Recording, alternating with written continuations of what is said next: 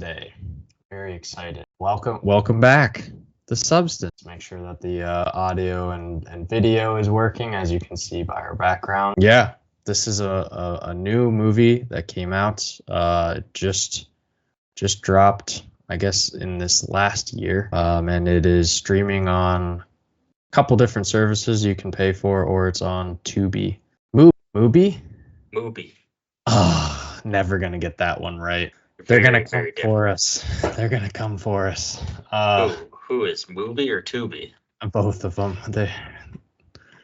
We've got the transcript on, so it's real easy with AI to find that. Anyway, Tubi is the one that's free, and it has a huge library, but you have to watch ads every 15 minutes. You gotta pump it up. Mubi is it's only like a pseudo intellectual art house movie. Got it. Or just regular old art house. But Mubi acquired the rights to this, I think, exclusively for streaming. Yeah, which blew me away because like all the things that I had associated with Mubi were shit. So it's nice to know that Mubi is scorching take to start the episode. Listen, I'm saying that the movies that I had associated with it. I'm not saying that Mubi is bad. I'm saying that like that was my perception, my misconception. What movies had you associated with Mubi? I don't know, like Cocaine Bear, like no stuff like that. Literally no relation between Mubi and Cocaine Bear. Those are the furthest apart. Right. This is a misconception. I'm trying to dispel these misconceptions, just like the movie The Substance. So. Perfect. Well, like you know how like Criterion is like it's like older style movies or just older movies that are considered like art house. Mubi is like newer independent art house. Got it. Tubi is free, like Freebie and Fubi and right. Pluto. So probably my association with Mubi was just Tubi, which is not. Anyway, Tubi's just anything, just slop. Yeah, we've already waxed on far too long about streaming services. Cinema. We don't have any sponsors with streaming yet. So anyway, The Substance. Cool. Let's get into this movie. What is The Substance? What is this movie? Remember, you are one. Do we want to give some like background on the movie before diving into the movie itself, or do we want to hold off on giving some background till like later? Like, why is this movie relevant? I don't know. I don't really know what the background of the movie is, other than somebody had an idea and made a movie. All right, let's just go with what is this movie? This is a horror picture. Yeah, it's a body horror. As you mentioned, it's got tinges of art house to it. It's like Barbie does The Thing and Elephant Man art house. Like some of the movies that came to mind when I watched it were The Shining, Barbie, The Thing, and Elephant Man, despite not having seen Elephant Man. I've seen plenty of clips of it. Yeah, it's an inverted Elephant Man. Yeah. Because Elephant Man is about a hideous man who wants to be treated like a human being who's being exploited for the sake of like showmanship, whereas this is about deliberately trying to make yourself beautiful because you view yourself as being hideous, even though the world has told you you're beautiful for the sake of being viewed. Mm-hmm. And like thematically or substantively via the plot, it's kind of like an inverted Cronenberg movie, where Cronenberg body horror films are typically about like the way in which an external force presses in upon you, and then there's a conspiracy around why you're experiencing some sort of body horror due to like this external conspiracy, whereas in The Substance, you never really learn anything about what the substance is. It's just internal thing, implied to really possibly not even be real. Yeah, most definitely. So the movie is we're literally gonna be talking about this movie. So just if you don't want it spoiled, if you want it spoiled, just keep listening. So They all die. good God. So the movie starts with Demi Moore, who is an aging like icon in like the Hollywood sphere, and she is doing like an exercise show. She's like the star of an exercise show, and this big boy executive, Dennis Quaid, he thinks she's got to go because she's not sexually relevant anymore. She's not hot anymore, so she's gotta go. And so she basically starts to obviously feel bad about herself because she is no longer relevant due to her aging, and due to her not being beautiful anymore. So she basically sees an ad for this thing called the substance, which is supposed to assist with getting your beauty back, basically. A nurse like gives her the covert package with the that's what I was getting. That's what I was getting to as well. That she also receives this from a person, and there are a number of like foreshadowing elements there where the nurse has like these really intense eyes and like a mark on them on their arm, I believe it is. But anyway, then she experiences something after receiving this package in the mail and in taking the substance and following the instructions. And then Margaret Qualley or Qualley, I'm not sure how to say her name, basically enters the movie, Marge. Enters the scene. What? Yeah, Marge, sure. Peg. I actually go by that. I have no idea. Yeah, I have no clue. But yeah, I'm trying to like skip over kind of like the big scenes as well without like saying exactly what happens. But Margaret Qualley enters the movie because Demi Moore takes the substance. And Margaret Qualley is Demi Moore. She just is the quote unquote younger version of her. Yeah, and there's a number of like scientific contrivances that must happen. So Demi Moore is Margaret Qualley, but she can only be Margaret Qualley for a week, and then basically has to go and switch back to Demi Moore. And she's on like a feeder thing that like a food drip basically in the amount of time, and one can only be the other one for a week off and on. So when Demi Moore is Margaret Qualley, Margaret Qualley has become the new icon of the exercise show, which is completely centered around her. So she's the next big star in Hollywood. Right. So she's lit from what's her name? Elizabeth Sparkle. Yeah. Demi Moore is Elizabeth Sparkle. Mm-hmm. She finds like through this covert way, she goes to like a store facilities. It's just like a hole in the wall place in the middle of some like series of warehouses and commercial buildings in LA. And deep inside this grungy dungeon, she finds like a room full of safe boxes. And she has like a number. I forget if it's 503 or something. Yeah, I think it's 305 or 503. So she injects herself with the substance, which causes the young her to grow out of her own back, mm-hmm. or erupt from her own back. That's really the beginning of the body horror. Yeah, would not recommend watching this and trying to eat something, because it will make your stomach crawl. That's for sure. It's just unsettling in a lot of ways.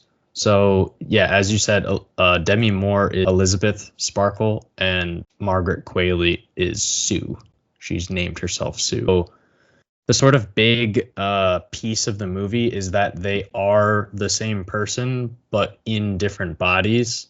But then the like derivation point is that, as one would imagine, right? If you were given this like young, better looking body, that you would want to spend more time in that body because of the like social credibility that you're receiving and all of the praise that you're receiving from being this person. So eventually what happens is Sue wants to only be Sue, right? Elizabeth is wanting to only be Sue. So she spends more time being Sue than Elizabeth, which causes sort of the main conflict because you can't spend more than a week in the body without bad things happening. Right. Well, in order to keep the new body alive, like you said, she has to like extract blood directly from the like turned off, functionally corpse of Elizabeth, who's then kept alive intravenously by a drip of some kind of like nutritional paste. Yeah, so they swap the blood, but then there's also like that other syringe that has to be inserted that like you pull out. Like I don't even know what it's supposed to be. It's obviously like you're supposed to suspend your disbelief over the overall science behind it, but you're supposed to fill up that. It's not spinal fluid, but that is basically what I am imagining it as. Fill up that allotment and then like inject yourself. Sue injects herself, and that makes her, kind of feeds her for another period of time. Right, and I mean, thankfully the movie never goes to any lengths to describe what the substance is, who manufactures it, like what the reasoning is behind it, because it's all about the cause of why the character Elizabeth would want to use the substance in the first place and go to these great lengths of like hurting herself, and eventually like, you know, Elizabeth's body starts to break down in age, the cost of having this new young body. Mm-hmm.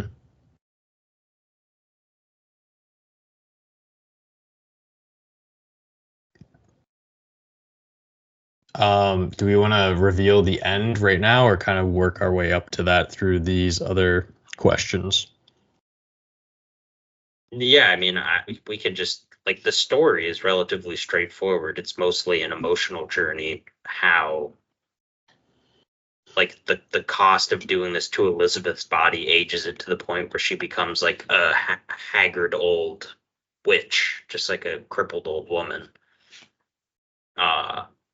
And she eventually doesn't want to go back to being Sue. She wants to terminate the product, which just involves you injecting some, it just says terminate on it, fluid into the new body.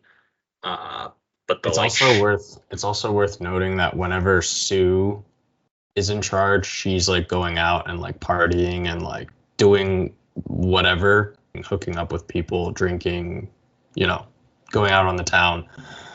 Whereas Elizabeth is like super reclusive and basically just starts to like gorge herself on food and then just like makes a disgusting mess of the apartment as well. So it's like these polar opposites of like social activity, but then also like depression and isolation.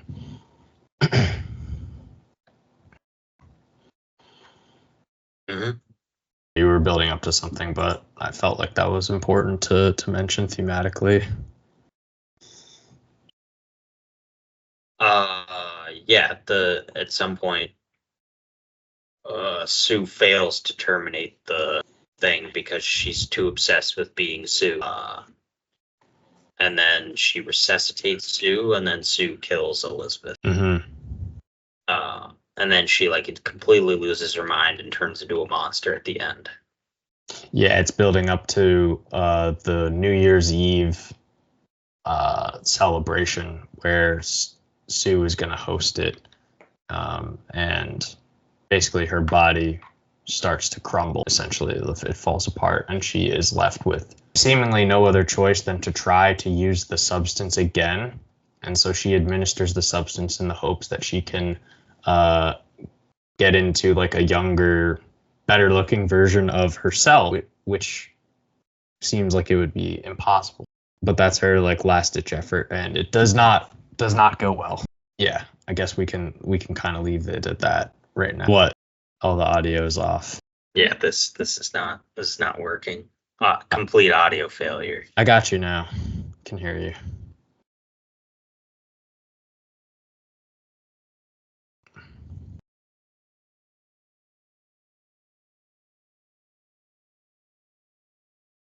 Can you hear me? What about now? Yeah, I could hear you before. I couldn't, so it was nearing on disaster. All right. Well, speaking of disaster, yeah, the movie ends with Sue and Elizabeth essentially fusing into this like large creature, basically. Blob. Yeah, sure, the blob. And No, the movie calls it that, and the movie has like names for these monsters. so the blob takes stage and tries to hide behind a mask of Elizabeth. It's just like a cutout, and no one really tries to look under it until eventually it falls while they're on stage. And then people attack it for being ugly, and it basically spouts blood, an obscene amount of blood everywhere, pouring forth across the audience. Yeah, the end is just Carrie. It's just straight up Carrie. Mm-hmm. And then the blob runs away, and as the opening sequence of the movie started with Elizabeth Sparkle's star on like the Hollywood Walk of Fame is basically what it's supposed to be. The blob crumbles and the head like shatters or explodes. The one part of the blob, which is Elizabeth Sparkle's face and head, like crawls towards the star and basically like falls apart while looking up at the sky and stars falling down, imagining the fame and adoration and exaltation of being a star. And that's how the movie ends. Mm-hmm. So, why is this movie relevant right now? Because good body horror is tough to come by. I guess. I mean that's like one small part of it. Obviously, the messaging of the movie hits home for a lot of people in its depiction of internalized violence due to body dysmorphia or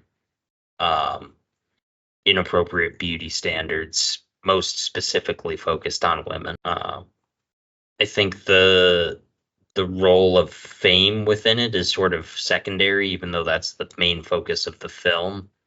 Because this is very much about like the culture of LA in particular and the madness caused to individuals and movie stars as they age out, which obviously must have appealed to someone like Demi Moore, who has not been seeing the number of roles she used to see, probably because specifically producers have told her like you're too old now, while stuffing their faces with shrimp. Right. Yeah. Coralie Fargeat. I'm not sure how to say her name. I definitely butchered her last name, but she, in shopping her script around, oh boy, I'm gonna sneeze. Oh God. She shopped her script around and was looking for the perfect casting, because obviously Elizabeth had to be cast first to basically base who Sue would be, and Demi Moore was not the first option, but Coralie was like, all right, fuck it, we'll just send it to Demi Moore, because I doubt she'll want to do it, but let's see what she thinks of it, basically. And Demi Moore, the first option. I have no idea. Not sure. What? Then how do you know she wasn't the first option? Because that's what Wikipedia said. Doesn't say like after a lengthy casting process of going through this lady and this lady and this lady. I'm just asking. Oh no, you're right. It literally says wasn't the first option, but then. Like, yeah, I read through that and I had it in my head. I don't know. I have no clue. It doesn't elaborate. I'm sure there's Wikipedia fake news bullshit.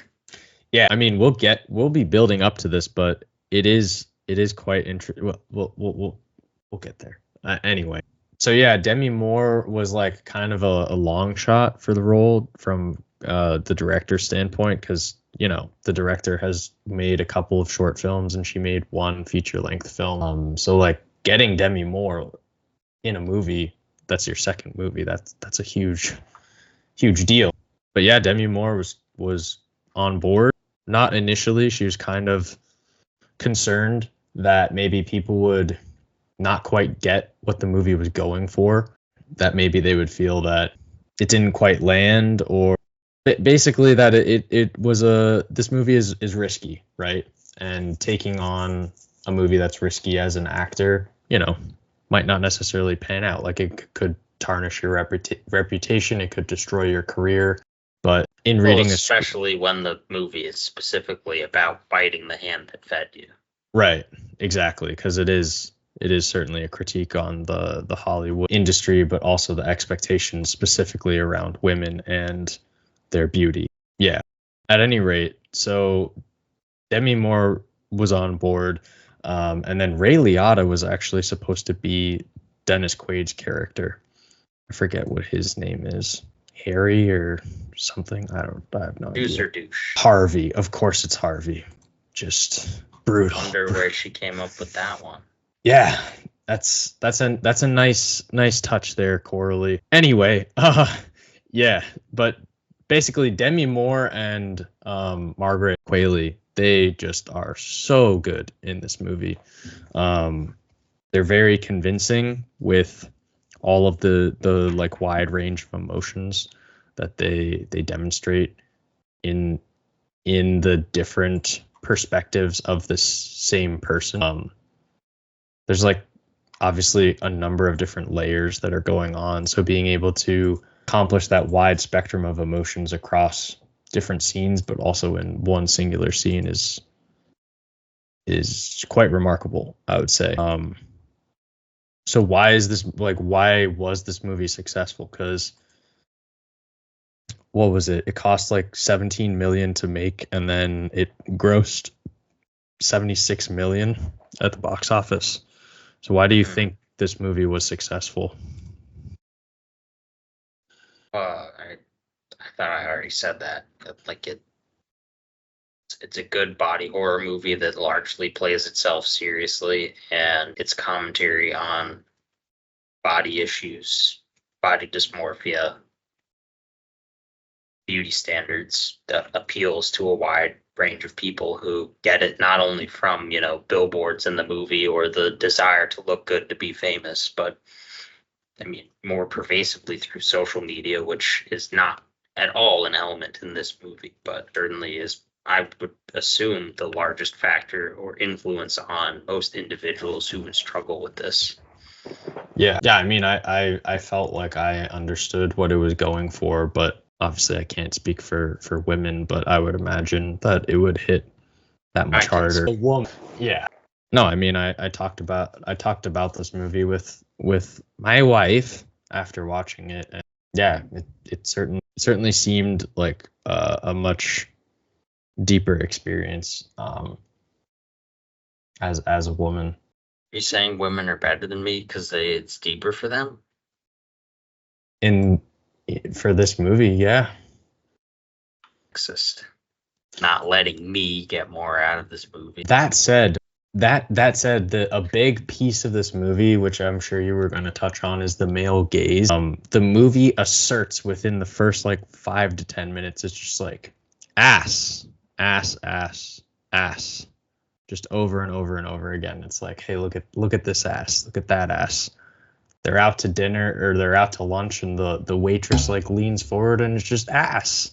Like, and if you're not thinking about it, then you're just like, oh, nice. Like, look at ass. Like, clearly the movie is critiquing the male gaze and critiquing the standards that women feel that they need to like match up to or appear at, and also how that evolves and makes someone feel. I mean, literally the perspective in that scene is from Demi Moore's character. So, question for you, do you think that this movie successfully subverts the male gaze? Successfully subverts the male gaze. I guess question one is the movie even trying to subvert the male gaze? I think it is successful in subverting it by very plainly showing the male gaze and like accentuates. Like the movie is the male gaze. Okay, yeah, I guess I would agree with that. Like the scene, the scenes that I would reference as evidence to that are the scenes when Margaret Qualley is first Sue, and it's literally just like zooming in on her ass and zooming like so uncomfortably close to like her lady parts that it's like impossible for you to like look away, but you're also like, whoa, like wow, we're really getting all up in here. This is a lot to handle. And then also when she's about to hook up with that guy at her place, and she's wearing the like Catwoman-esque outfit and is like unzipping like down her ass, and she's like sitting on the guy's lap, and then it enters into that sort of like dream sequence, and she like wakes up with her like intestines falling out her backside. That's like the male gaze basically. And there are a number of other scenes that are like that. So like Sue in a lot of ways is feeling the male gaze, and I feel like leans into it more because she feels like she can like flaunt what she has and like gain social credibility and fame from it, like on the surface, I would say. And then also like from her perspective, not even from the male gaze, like she likes what she sees in how fit she looks and how like, I wouldn't necessarily say happy, but like how hot she looks, I guess. I don't really know how to explain that. Like her looking at herself on the billboard. I mean, that's more about like fame than anything else. Yeah. And the connection between the two, her youthfulness and her attractiveness combined, is the only, the primary reason why she is famous. Mm-hmm. I mean, it's like just to me, the internalized version of the male gaze that the character takes upon herself, and then the like slow drip externally of the way that wears down her actual body. Yeah. Like she's basically unable to cope with that as a result of aging, because ultimately that's what the movie is mostly about, trying to cope with aging as a beautiful woman whose beauty has in some part contributed to her fame. Yeah, and then seeing a younger version of yourself who's gaining fame and then causes you to isolate yourself and just like eat yourself to death basically, and become depressed because you can't live up to this desirable standard, but also like I'm struggling to locate the word unrealistic standard. So do you think that it successfully subverts it? I think it challenges it. I wouldn't say it successfully subverts it, if only because the way that it leans into it and then the way that it tries to tear it down are not necessarily linked together.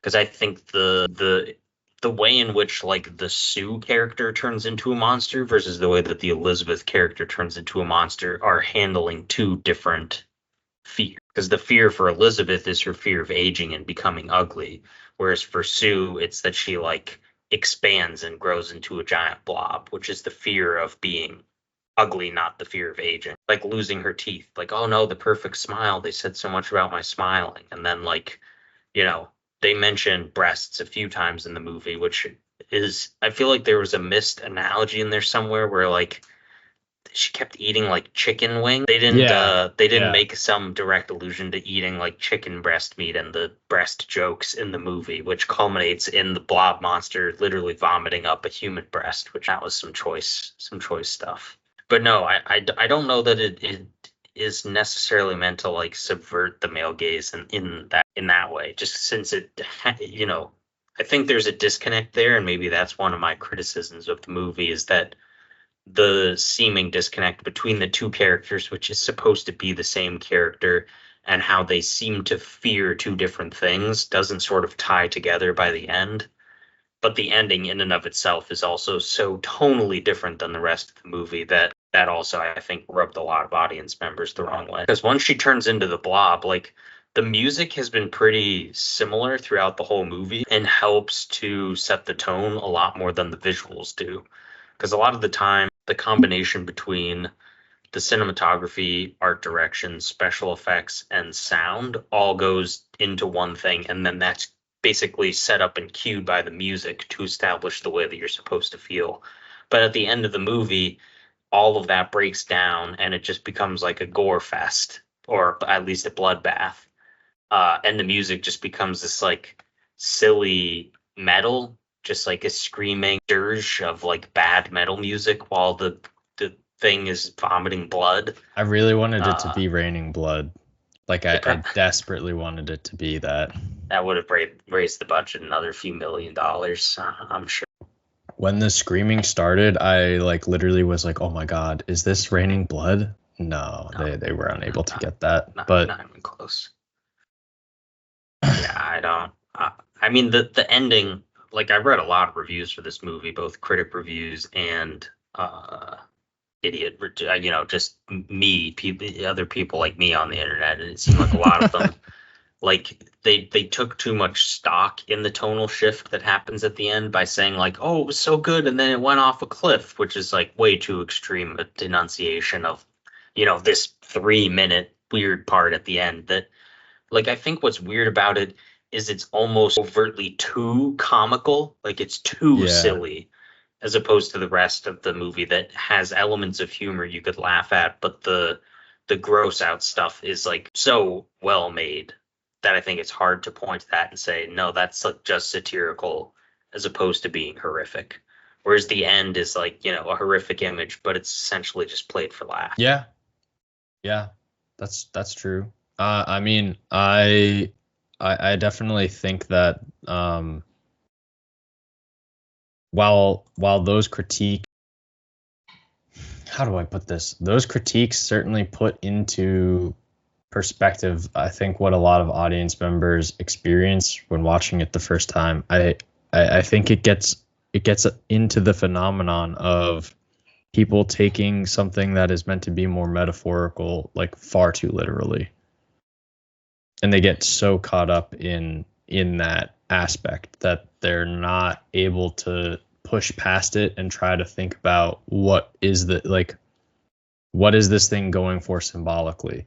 And I think that the critique that the like raining blood over the audience scene is a little too comical is one of the reasons why it confuses people, maybe is the best way of phrasing it, or just doesn't let people sort of get to that final scene and have it land better for them. I mean, I agree. It's absolutely the weakest part of the movie without it even being close. Yeah. I just don't think that like ruins the movie or anything. Yeah, that's what I'm trying to build up to, is like I understand the critique, but I don't think that it takes like that much away from this like obelisk that it's created. My theory is that people, the type of audience member, the type of male audience member in particular that would enjoy this movie, that may not be put off by the overuse of sexually explicit male gaze oriented images in conjunction with the body horror, like the ones who are able to get past that, then can't also handle there being something silly in addition to the movie being guided purely by the emotional feeling of this one character, especially the fact that it's a female character. Because most movies that I would relate this to, or that it even borrows visual illusions from, are by male filmmakers. I guess I would say for men. And it's all about the external and then how the external influences the internal as opposed to the other way around. Mm-hmm. Maybe that's like too harsh a critique of the average male going audience, but I assume that's why this doesn't have the highest rated like audience reviews from a lot of people who are like, I like The Fly better because Brendel was funny, or whatever people say, but I don't know what people think of The Fly either. There is a Margaret Atwood poem actually that I wanted to bring up here that I think is quite relevant. There's this one part of it that I teach in conjunction with Handmaid's Tale. This poem is called Helen of Troy Does Countertop Dancing. So the like poem is Helen of Troy is a stripper, basically. And the poem is quite long, but there's this one section where I'll just read it. I do give value like preachers, I sell vision, like perfume ads desire or its facsimile. Like jokes or war, it's all in the timing. I sell men back their worst suspicions that everything's for sale and piecemeal. They they gaze at me and see a chainsaw murder just before it happens, when the thigh, ass, ink blot, crevice, tit, and nipple are still connected. Such hatred leaps in them, my beery worshippers. That or a bleary, hopeless love. Seeing the rows of heads and upturned eyes, imploring but ready to snap at my ankles, I understand floods and earthquakes and the urge to step on ant. So like it like just gets at one of the big messages from the movie, which is that I mean, like we stated, we don't know what it's like to live as a woman in this world. Well, maybe you do, but I don't. Oh, I know everything. So Just your serious face staring off into the distance. I'm reading part of this. I got distracted reading part of this poem. No, so like the idea that I'm going for is that I think the idea from the movie is getting at is that women feel both like this social credibility and like fame and elation from being celebrated for their beauty, but then also on the flip side there's this aspect of like men staring and committing chainsaw murders because they're literally just staring at ass or tits or your face and just cutting up your body, basically like making it piecemeal, and you're just destroying a woman for what she looks like and just focused on this one particular piece and not seeing the person underneath. And I think that comes through in the substance quite strongly in the scenes with Elizabeth when she is deconstructing like chicken, and she's also like stuffing the chicken. Like she's demonstrating what men are doing to women's bodies by stuffing them and also like ripping them apart. So that part I think is quite relevant to the overall ethos of the movie. Yeah, I mean, I wrote down some of my favorite scenes, and one of them is the cooking the feast scene, because it finds a way to basically make like fancy French cuisine into something despicable, which is just funny, but the execution is also just, food is gross, and especially the internalized hatred of trying to eat because you need to keep your figure. And then just the disarray the apartment is left in afterward. But the scene behind you, like the scenes with the billboard, both where they both like both versions want what's in the billboard, but it infuriates Elizabeth because it's like she doesn't think it's her, which is also that disconnect between like the perception and reality of your own body. Yeah, I mean, exactly. The birth scene is possibly the best scene of the movie. Just the back ripping open and the Margaret Qualley entering the movie. And then I like the scene behind me where it's just like the only B plot in the whole movie, like where she like randomly runs into like a guy she went to high school with who's like, oh hey Elizabeth, you're the prettiest woman ever, and then like her own internalized hatred causes her to not be able to go on a date with him because she thinks she's not attractive, and he's just like some average guy who's like, wow, she's the hottest lady ever. Yeah, because that's like one of the more emotional parts of the movie in terms of the real world consequence of her feelings and her self-hatred, and it causes her to be completely unable to connect with the only other person we're really introduced to in the movie, because the like Dennis Quaid douchebag character and everyone in the show business are just like personifications of industry members, as opposed to just this one guy that is supposed to be a real person. which I think also does well to highlight the difference between the people in the entertainment industry and regular humans. Yeah, what is the exact reason she doesn't go and see him again? I forget. She thinks she's ugly. Oh, right. She gets caught looking at herself in the mirror, and then she starts to like change the rouge on her face, and then like every time she tries to walk Crazy. out, Lipstick, she just can't. she tries to walk out and catches like an image of her in the doorknob, which then like makes her go back and try to change the way she looks. Yeah. Yeah, some other some stray thoughts that I figure I want to include somewhere is the number of visual allusions to Requiem for a Dream. I was just gonna bring that up. I'm so glad. The fact that, like, this is just 1/3 of Requiem for a Dream is about somebody who has problem with their body image and wants to be on TV. Obviously, this takes that to a much more extreme degree than Ellen Bernstein, like being schizophrenic with her refrigerator. But I mean, the visual style and the editing style is also quite reminiscent of it as well. Very, very deliberately so. There are a handful of shots that are just shot for shot taken from Requiem for a Dream. Some of which include the needles. Some of even the montage editing. Really, really similar. Yes, most definitely. Also worth noting that there's quite a bit of overlap with Black Swan, which is another Darren Aronofsky movie about sort of body image and fame and the male gaze and the female gaze's influence on trying to break free from the female gaze with fame in the background. Swan goes a little further. It's a little more like Polanski-esque, whereas this has a completely different idea. Yeah, this is like let's do John Carpenter and reverse what was that guy that you brought up at the beginning?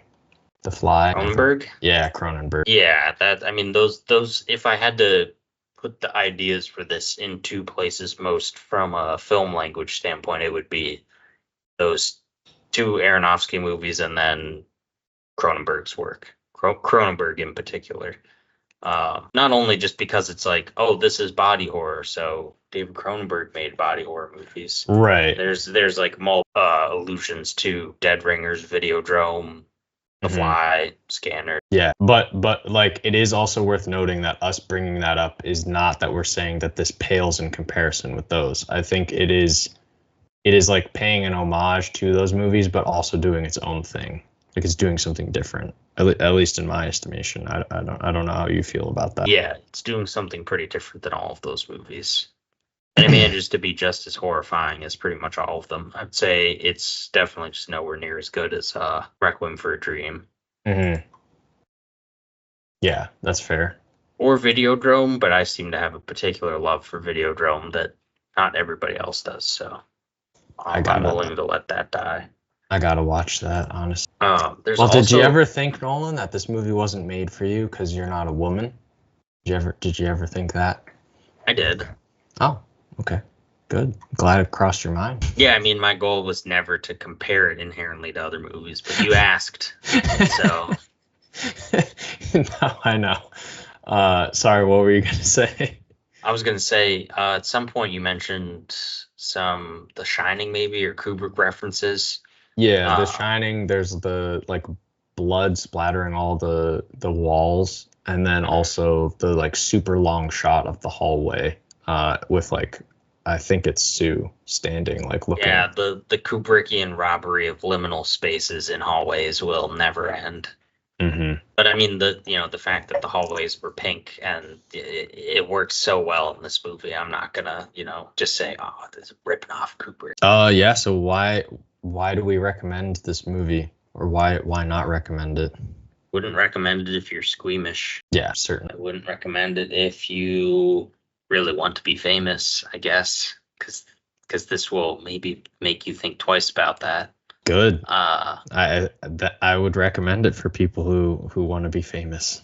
No, people who want to be famous should turn their brains off and dedicate themselves wholly to the pursuit of fame. Don't do any sort of thinking. Don't do any sort of deeper introspective analysis. The goal is money and fame. Good looks. The goal is standing over yourself, like next to a toilet, extracting spinal fluid in order to keep yourself alive. Yeah. Turning into an old hunched hag.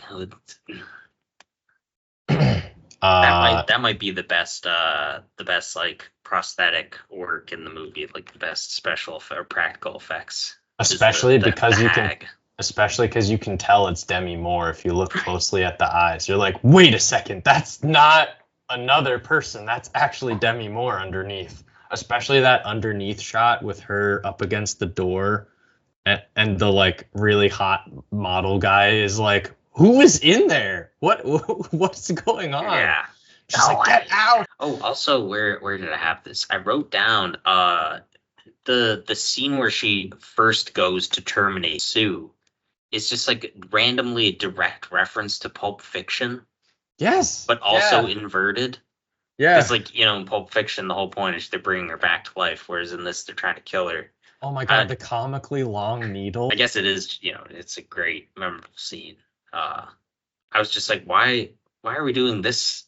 What's the reference here? But inverted. Is it because Tarantino hates women? It was a good reference. I was just like, oh, what the hell? You gotta kill your ugly self. Kill your old ugly self. But yeah, anyway, back to why I would recommend this movie. Stylistically excellent. Like the music, art direction, cinematography all flow together really well. This is a really well directed movie. This Coraline Fargeat. I feel like it's Fargeat, but that's like Fargeat. Like I just want to say it the most. I know she's an American. I just want to say it in like the. Oh wait, no, she's not. She's French. No, she's Fargeat. All right. That makes even more sense.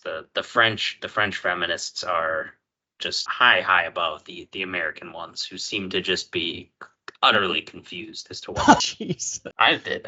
Listen, the French feminists have been making great movies for like 70 years, and the American feminists are out here making Barbie, just taking shots here.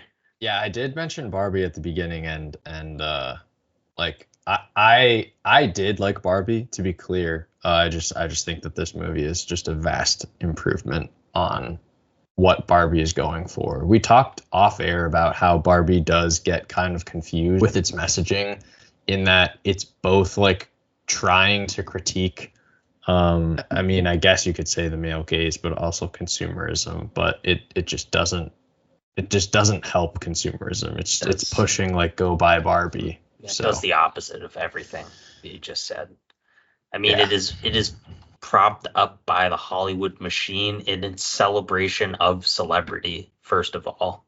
Second of all, it is overtly a product for a toy. So, and is helping to launch Mattel's whole production of toy movies. It's a well-made movie, and I don't want to shit too much on Barbie, but like I think those two criticisms do hurt. Whereas, this one it doesn't have any of those flaws. It is unflinching.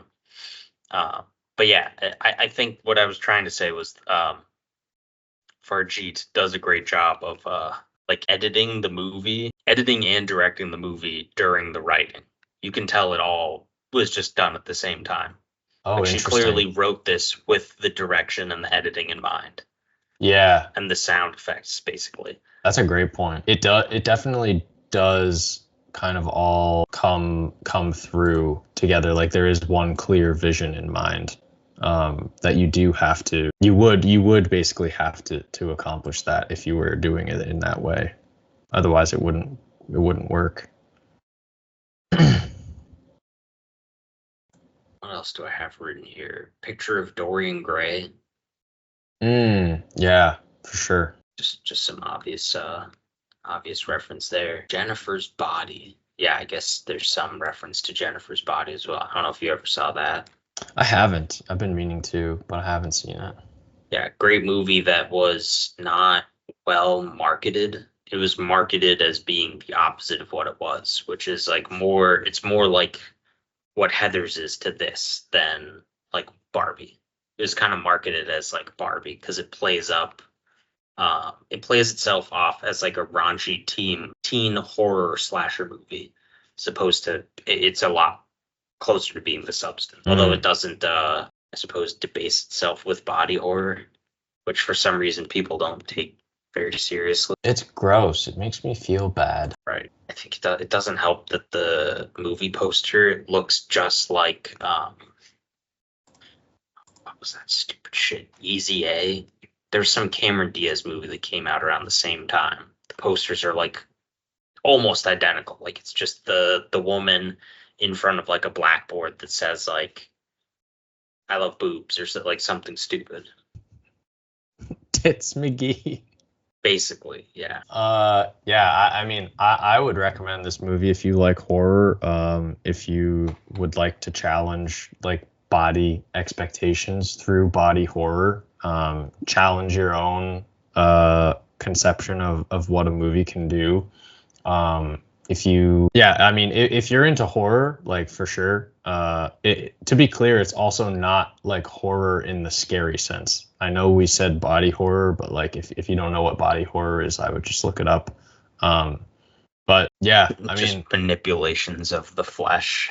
It's both simultaneous a beautiful movie while also being unsettling, right? You talked about the style and the shot, the use of color, the music and everything that like really pushes through, and then it culminates in something deeply, deeply unnerving and gross to look at by our standards. I mean, the thrumping sex music does help to move things along. Gotta pump it up. Oh, pump it up. Just the whole movie, just the rhythmic club music. Mm-hmm. All right, you wanna shut this thing down? Close it down. Final thoughts. Final thoughts. I guess no. I think I've said just about everything I want to say. I cheeked it a little bit overall. I think it's a great movie. Has that silly bit at the end that but I'm happy it's successful.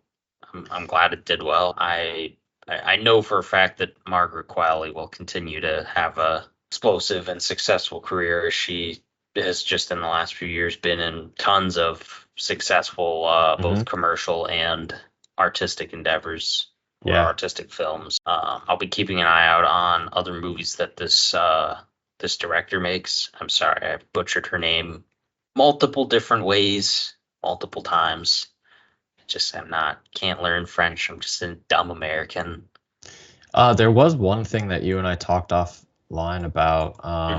You made a statement that you felt like this movie pushes past exploitation and is more explorative. Did you want to like say anything about that? I didn't. I highlighted that as a hard point to make. Might be too difficult to elaborate on. There's a line somewhere in exploitative films that is really hard to balance battle between the point at which what it is that you're exploiting for the sake of making an argument is not just inherently exploitative and therefore harmful to the message you're spreading. And this movie, I didn't want to get to this because it's just a critique of the movie. I don't think this movie actually does it successfully. I think it just exploits female sexuality through the male gaze in a way that if you basically just watched it with the sound off and looked away at the gross parts, would still just adhere to negative use of sexploitation. Yeah, negative use of sexploitation. I think it's close. It's really close to the line. And the way it's close is probably like the scene where the chicken drumstick like comes out of Margaret Qualley's butt cheek. Like that I think is probably the best depiction because the body horror. But you wanted more of that basically to be more explored. No, I don't know what that means. Like instead of it being exploitative and pushing it into the exploration. Never mind. No, I mean the can's open now, so now we're going back into the hole. The point that I didn't really want to get to is it's like if you're going to do something exploitative, the point of no return that you have to sort of go to usually comes through position or montage that makes the form of exploitation so extreme that it makes the audience members deeply uncomfortable.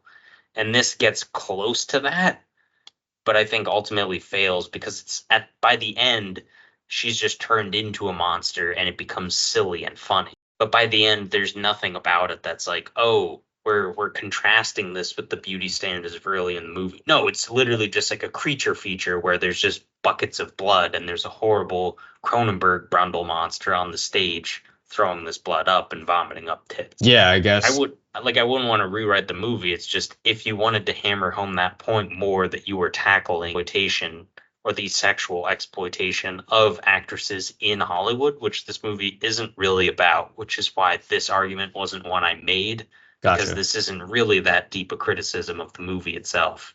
Yeah. The ending would have included not Sue just having murdered Elizabeth and gone to the New Year's Eve ball, but instead Elizabeth's character waking up at the home and the old hag coming to the New York studio or whatever, and the hag fighting with her, and they fight on stage, and then the beautiful body and the old body morph into one in some kind of Cronenberg monster, and then it overtakes the movie is not, I think, necessarily interested in exploring exploitation as a concept. It's more interested in the emotional feeling of internalized violence due to body issues, beauty standards. So yeah, it's related to that issue, but My bad. I just wasn't sure if you accidentally skipped over that. no, I had it wrote down. It's literally highlighted. It just says maybe hold out on including this. Okay. Yeah, I But- mean, I'm glad you clarified that that's not really a critique of the movie, because that's not really what the movie's going for. Yeah, I mean, I've been developing this. This is a separate issue. I've basically been working on what is now has too much material to be an essay and is now more of a novel on this idea and where this line is drawn of exploitative messaging in cinema and where movies can fall on the line to sort of support their messages. And the substance is adjacent to it because, like I said, the substance isn't inherently interested in tackling sexploitation as a concept as much as something that like Inglourious Bastards is like the easiest example that a lot of people have seen. But that's not sexploitation. That's just straight up violence exploitation. Yeah. I had one thing written down that was like a really quick reaction that I had after watching it, which is that the most beautiful people oftentimes are the most insecure, especially those that are like in the spotlight, right? Like within Hollywood or in like the exercise industry, like fitness industry. I'm not saying that everyone is insecure. I'm more saying that like even though someone appears to be like super confident and overconfident with their body doesn't mean that they are. And oftentimes it's a facade. And it's really sad too when your entire life and like persona is centered around something that is just this aesthetic, basically, because we all are going to age and we're all going to become crone-like. And it's just life. Oh yeah, and then we're all gonna die. Yeah, that's what I was building up to. A nice hopeful message at the end of this. Oh, it just always just the idea of any conversation ending with like, oh, and everybody's gonna be dead. We did start the episode by just misplaying the plot, and then everybody dies at the end, which just doesn't happen. Yeah. As in real life. Anyway, if you stuck with us this far, hopefully you enjoyed the movie The Substance as much as we did.